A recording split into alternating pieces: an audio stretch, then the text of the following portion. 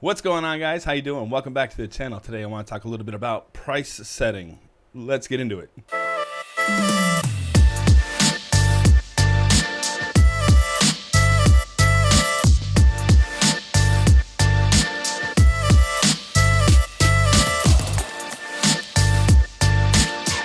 How you guys doing? Welcome back to the channel. My name is Scott King. I run a DJ company in Orlando, Florida, djsorlando.com if you want to check that out. I also have a coaching business where I teach the mindset, the psychology, NLP, hypnosis, and some internet marketing on how I was able to build my business. Now, if that seems interesting to you and you like the information you have on some of these videos, make sure to hit the like, follow, subscribe, tell your grandma. I also have some programs located on the bottom. But anyway, the question that everybody asks inside of the Facebook groups, like, how much should I charge? So let's talk about a little bit about me. When I started out, I was doing, back in 2020. So before 2020, I had all these different, gigs and talent agencies that I was working for. And I already had like a resume to prove that I already knew what I was doing. Yet at the same time, when I started to really focus on my business, I didn't have much built up for that. So I decided to start low because I just ended up leaving the talent agency altogether. And the whole goal here was to have gigs coming in every single week. And then how does that work? Where do you set your prices, right? So when I started out, I think the base package was like $800 is where I started out, something like that. And some other corporate gigs and school gigs, you go down a little bit for because of the budget and stuff. And yet that was kind of like the main starting point, right? And then even with that, I was able to do 100K, right? And then I got some reviews and then like more video content and then like proof that you could do it. And on top of that, we started adding service. So also I went from, maybe an $800 gig multiple times to, I made my first, $2,000 client. It didn't happen all overnight.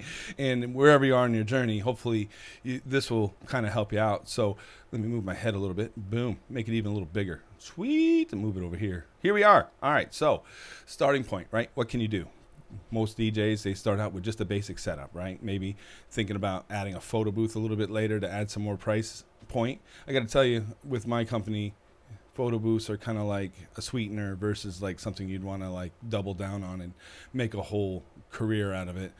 That's just my case. Maybe it works out different in different markets, so keep that in mind. And then I ended up getting like a $3,000 contract because I kept adding like, these lights and what was there, up lights and dancing on a cloud and upgraded sound systems. And then I had just got off of cloud 9 because I had gotten all this stuff, got the people in front of me super excited, and then they went with like a $3,000 package. And then I didn't think I'd ever be able to do that, right? And then a little bit down the line, I was able to beat it with a corporate event that I had, and they ended up spending somewhere around $5,000. Now this is all within, just like 2022, something like that. So from doing basically, smaller gigs to something that's $5,000 only took me about a year and a half, 2 years, something like that. And then I never thought I would be able to get that high on a single contract. And then once I had the proof that I could do all these things and start talking to corporate clients, I went along and did a $11,000 contract, which eventually turned into a $14,000 contract. And then, I have another contract in the works right now that's 20,000, close to 20,000. So again, I don't know where you're starting out and what other people are telling you, but the money's out there. You just got to know how to present yourself and not to shoot yourself too much in the foot early. So if your price is really high in the beginning, you probably won't get as many bookings, and that all depends on your, financial stability, right? So if you already have like a day gig or something like that, then maybe you could price it a little bit higher, but it all depends on what your goals are. Remember, the market sets the price, right? You want to do a little bit of research to find out what other people are charging for certain services. I already had all that knowledge because I'm 25 years or so in the business before I really decided to like double down on my own thing. So keep that in mind. Next slide, I think, hopefully. Boom. All right, so here we are. Get a little bit bigger here. Boom. Ha ha. All right, so start where you can deliver, right? Begin with prices that match your current skill set. And, we all got to start from somewhere. So humble in the beginning, right? Probably humble the whole time. Just remember, if your dreams are to be on the big stage, you got to handle the smaller stages and be dependable kind of thing. There's a lot of people that may have come into my path, and if they're not dependable, we live on a this show must happen kind of industry. And if you don't make it, do what you say and say what you mean, then you're not going to be able to make it in the business. So keep that in mind. And then, kind of be careful of the people out there that tell you one thing and do another thing. Catch that as early as you can, right? And then build proof through performance. How good are you? Can you display it? And it all comes down to videotaping and marketing and with your emails and such to show people that you can do the job that they're wanting you to do, right? And then strategically add services. Like we started with a photo booth. I remember my first photo booth. I spent like $7,000 on it at one of these DJ expos. And I was like, oh yeah, the people are just going to come flocking to me, not realizing how much marketing and effort you'd have to put into getting someone to actually want that service. And you'd be surprised, there's so many people now that they still don't understand, oh, why would I get that? Well, if you have 2 printouts, how some weddings, they give out these little free gifts to their guests. Well, you could just get a photo booth and there's a free gift. One, 2 birds, 1 stone, right? And you get all the pictures, and pictures last a lifetime, right? So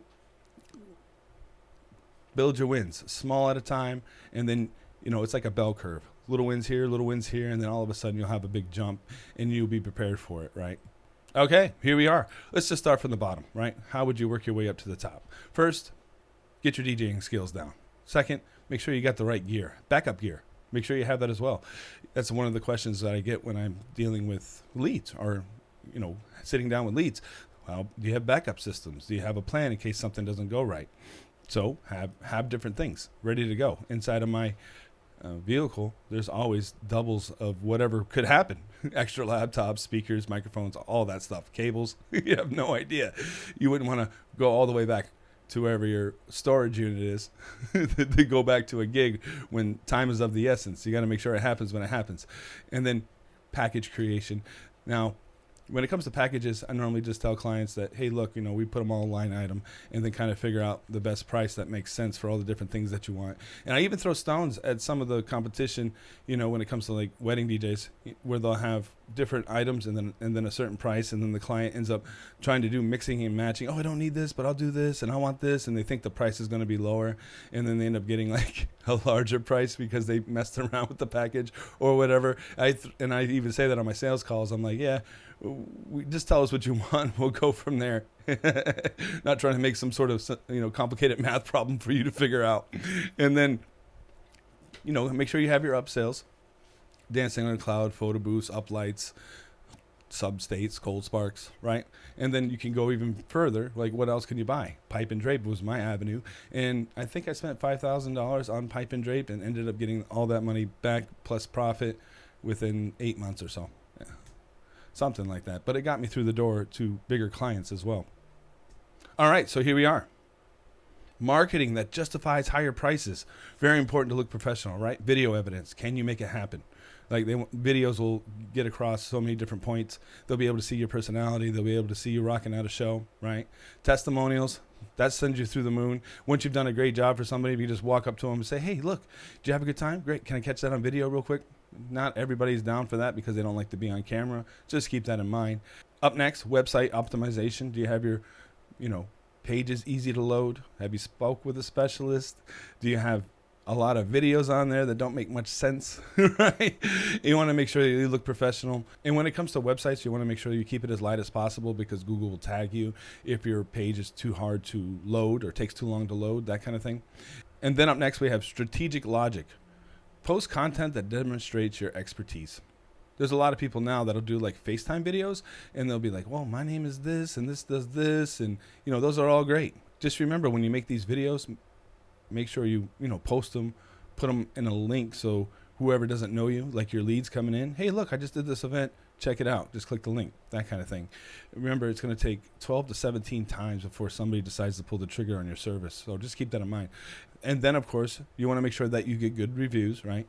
So you don't want to send them a link to wherever you collect reviews. I would suggest Google and wherever else you're paying for your leads to look at you. All right, so up next, we got one-on-one sales. My favorite thing. We finally got to it. Initial contact. Ask qualifying questions about the event vision, right? So you want to make sure that you get a yes set here, right? In the beginning. Is your name this? Are you looking to have a great event, right? And then on top of that, then you start asking them about what they're envisioning. So there's also a case where you're going to talk to somebody. They've never gotten married before. You just kind of take the teacher role. right? Oh, let me tell you what goes on throughout the day.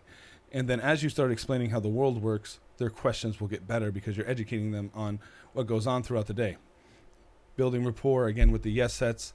Focus on understanding their unique needs and how you handle those, right? I had a client call me yesterday, and they're like, oh, I need 2 microphones for the ceremony. And I'm like, okay, well, we do this all the time. You can look at our paperwork, and there'll be 2 microphones there, right? And you want to adjust your paperwork as things come up. Something that happened recently is that we put a question in our questionnaire to let us know if we're going to be outside with no cover for the reception, because sometimes, here in Florida, if we're going to be outside with no cover, which it does happen, strangely enough, we want to know about that in case we need to bring a canopy. This first couple of years, I didn't have that question. And then I had to run a canopy out to a DJ, and I was like, how about we just avoid that ahead of time? Value, presentation, right? Show how you're professional. And then I have another video that talks about the 4 different ways that you can show value. We're talking about prices, so you want to explain how you came up to that number. Be clear, confuse minds, never buy. And if they want to negotiate kind of thing, just have a number in mind that you wouldn't go out for any less. What is your time worth, right? And if you haven't done a great job displaying the value, then it's going to be hard for someone to pull the trigger. And then sometimes you can adjust the price so that you can collect good info, reviews on the back end. Just keep that in mind. Okay, up next, climbing the financial ladder, right?